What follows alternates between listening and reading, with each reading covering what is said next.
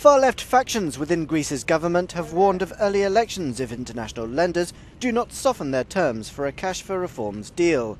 Athens has postponed a key debt repayment to the IMF, pledging to bundle 4 payments due this month to a single €1.6 billion lump sum on June the 30th.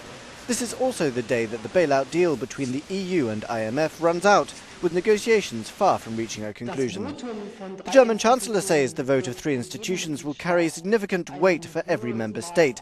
But of course, in the meantime, there is continual feedback from the member states. On the one hand, there are the Greek negotiating partners, but on the other, there is the Eurogroup, which must decide on the level of the finance ministers, and of course, that will be voted on by the governments. We are in the middle of that process, and now we must wait a bit longer. The Greek finance minister says austerity measures imposed upon them only serve to quash much-needed growth.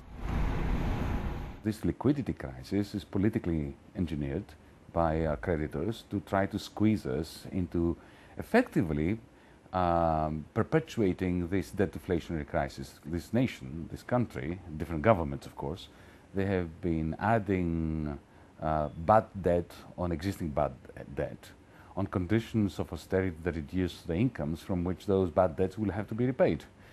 As the creditors pile on the pressure for Greece to make reforms, the country seems as determined as ever to dance to its own tune.